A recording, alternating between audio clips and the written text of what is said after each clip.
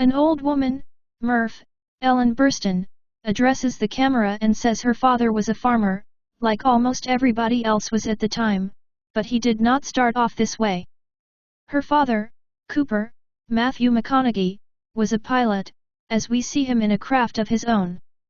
We also see Murph as a child, Mackenzie Foy, going into Cooper's room, asking him if he was dreaming about a crash. Murph thinks there is a ghost in the house, which Cooper doesn't believe in. We see clips of elderly people talking about the area they lived in, which was made up of crops and cornfields. Cooper also lives with his 15-year-old son Tom, Timothy Calumet, and father-in-law Donald, John Lithgow. Murph brings in a piece of Cooper's craft to the table during breakfast. Cooper drives the kids to school to drop them off but also to meet with Murph's teacher. He lets Murph handle the truck, and they end up getting a flat tire on the road. Tom teases Murph and calls her Murphy's Law. Cooper gets out to change the tire when a drone flies overhead. He hops back in the truck and drives through the cornfield to chase after it. They follow it toward the edge of a hill near a lake. Cooper then gets out a device that controls the drone, which he lets Murph try out. Cooper meets with the kids' school principal, David Oyelowo, and Murph's teacher Ms. Kelly, Colette Wolfe. The principal shows Cooper Tom's test grades and says he'll make a great farmer, though Cooper says Tom could make a great engineer, even if the results don't seem to suggest this. Ms. Kelly shows Cooper a textbook that Murph brought in to show the other kids. This federal textbook is forbidden in the school since they use textbooks that say the Apollo missions were faked to bankrupt the Soviets. Cooper isn't happy with what his daughter is being taught and he mentions that if his wife hadn't passed away, she would be there and would be more calm about this. Murph ends up getting suspended. Cooper is called home to find a bunch of tractors around the crops. There appears to be something wrong with the food supply. The next day, the family goes to a baseball game. Donald complains that they serve popcorn at the place instead of hot dogs. The crowd then sees that a huge dust storm is happening. Cooper drives the family home with protective masks. Murph realizes the window in her room is open, so she and Cooper run upstairs to shut it. On the floor are thick and thin parallel lines across the floor made out in dust. Cooper analyzes them and determines they are coordinates. Cooper drives to the facility that the coordinates lead to, with Murph stowing away in the truck. He gets out bolt cutters to go through the fence, only for a robot, TARS, Bill Irwin, to show up and apprehend Cooper. Cooper is interrogated by TARS until Dr. Amelia Brand, Anne Hathaway, comes in. She brings Cooper to a room with other scientists, with Murph sitting among them. Leading the group is Amelia's father, Professor Brand, Michael Caine, along with fellow scientists Doyle, Wes Bentley, and Romilly, David Gyasi. They identify themselves as being part of NASA. Professor Brand explains the situation, which is that the Earth's crops and food supply are slowly dying off, and the planned mission is to find a new home in the universe to sustain human life, as there may be no hope to save the planet. Several astronauts before them, led by the famed Dr. Mann, went on what are called the Lazarus missions prior to the rest of the group to find a new world. Romilly explains that a wormhole has been discovered that can lead them to a new galaxy with a chance to explore a new world for human life. This is their plan A. Plan B would involve rebuilding life through fertilized embryos that would replace human life. Cooper disagrees with this plan, so he agrees to Plan A. Murph is not happy with him and she storms up to her room when they get home. Cooper tries to comfort Murph in her room, but she is too angry to listen. She says that she deciphered a message from the books falling off her shelf in Morse code that says stay. Cooper promises to return home, though he doesn't know when. He gives Murph his watch but she throws it against her bookshelf. Before Cooper leaves, a couple of books fall off the shelf. Cooper drives to the station in his truck as Donald and Tom see him off. Murph is too late to say goodbye. Cooper looks in the passenger seat in the hope that Murph possibly stowed away again, but she is not there. His eyes fill up with tears. Cooper, Amelia, Doyle, and Romilly blast off into space to begin their mission to Mars and then Saturn, along with TARS and the ship's computer case, Josh Stewart. They dock their shuttle onto the space module Endurance. Romilly and Doyle put themselves in hypersleep. Back on Earth, Professor Brand brings Cooper's truck back for Tom to use. He also tells Donald and Murph that they can send messages that will be transmitted to Cooper, but Murph is still mad. The astronauts soar through the wormhole, passing through the cosmos and stars and infinite space. They know that time passes differently for them on these planets due to the different gravitational pull. 1 hour out there amounts to about 7 years on Earth.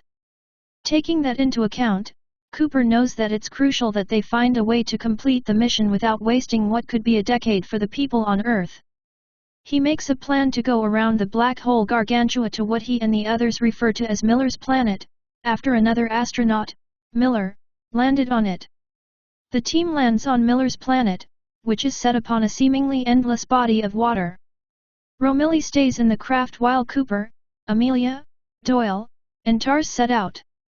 They find a wrecked beacon in the water, belonging to Miller, whose body is nowhere to be found. From the distance, Amelia thinks she sees mountains, when it is actually a colossal wave headed toward them. Amelia tries to salvage the beacon as Cooper orders her to return to the craft. Doyle is killed by a wave of water while the others make it back inside. There, Romilly has aged 23 years. Amelia realizes that Miller was probably there hours ago and died minutes before they got to the planet.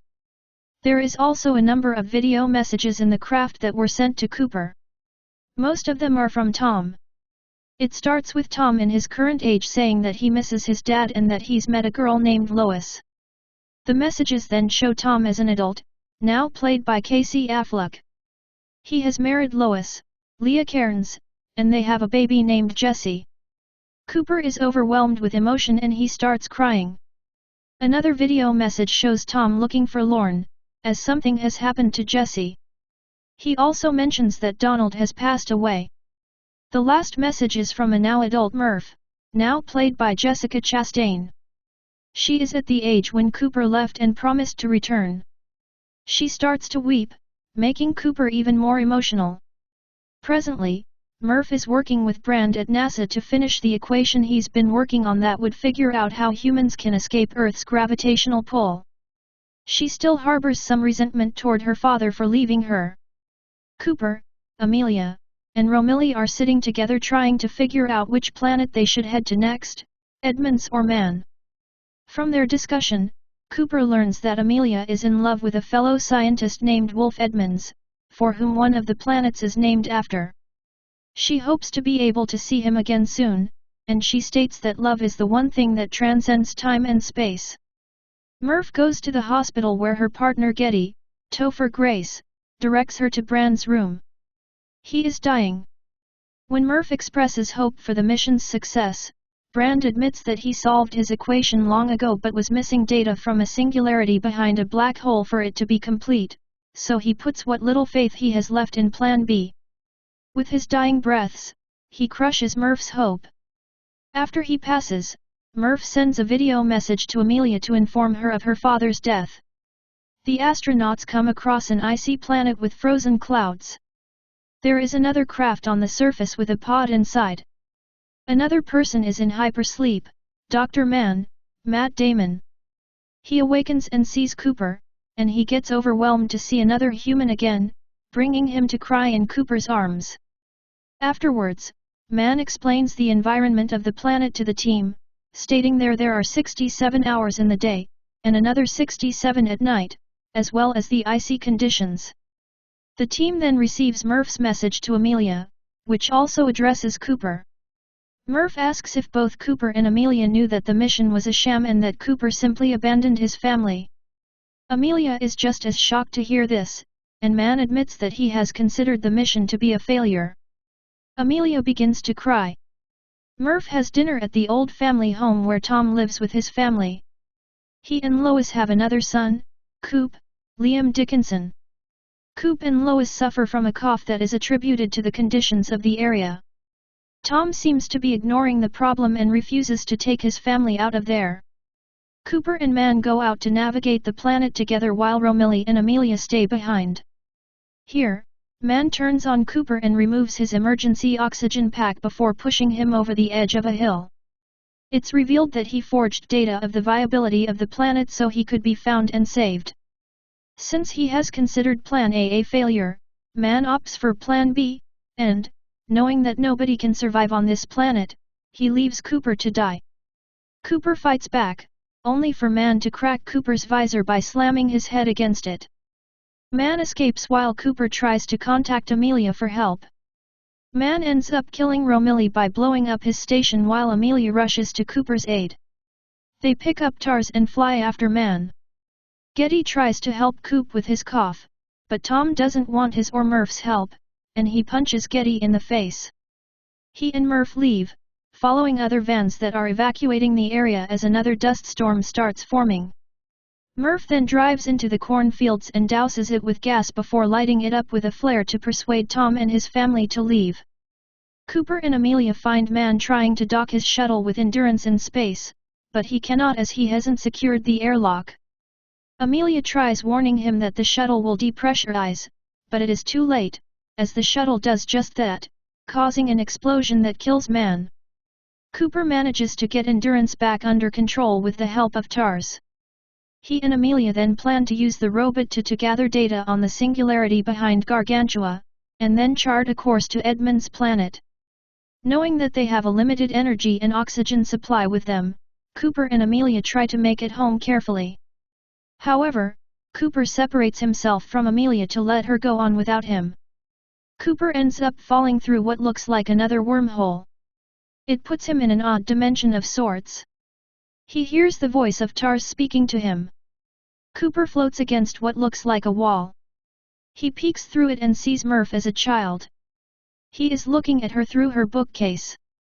Cooper calls out to her and starts pushing the books. Tars explains that he has stumbled upon a new dimension relative to time, space, and gravity, and that the beings that invented this dimension led Cooper to find this place. They know humans could not have created this just yet, but soon enough. Cooper sees himself on the day that he left Murph, and he yells at himself to stay. He notices the watch he left Murph sitting on the bookshelf, and he taps his fingers against the lining of the dimension to try and communicate with adult Murph through the hands on the watch. Adult Murph is still trying to get Tom's family out of the house while the fire in the cornfields is being extinguished. Now, both Cooper and Murph realize that Cooper was the ghost in Murph's room. He was the one that left the message in Morse code for Murph that reads "Stay." Adult Murph then figures out that her father is communicating with her. This gives her what she needs to solve Brand's equation and to save mankind. She goes to the research facility, gathers all the papers she once worked on and throws them into the air before excitedly kissing Getty. Cooper, meanwhile, falls through the dimension and drifts through space before blacking out. Cooper awakens in a medical station. The doctor tells him to relax and take it slow, as he is now 124 years old. Cooper walks to the window and sees kids playing baseball, when the batter hits the ball and it goes through the window of a house that is directly above the playing field. The doctor says they are in Cooper Station over Saturn. Cooper thinks it's named after him, but it's named after Murph. The doctor says she'll be arriving in a few weeks. Cooper is given the remains of Tars and is brought to his old home. He works on him and reprograms his settings, making him more honest and slightly more humorous. Cooper gathers with his great-grandchildren at the hospital to be reunited with old Murph as she lying in bed surrounded by her family. She is happy to see her father, who has fulfilled his promise to return to her. Knowing that her time is short, she encourages Cooper to continue living and sharing his life with someone. She tells him to find Amelia, who is lost and setting up camp somewhere out there.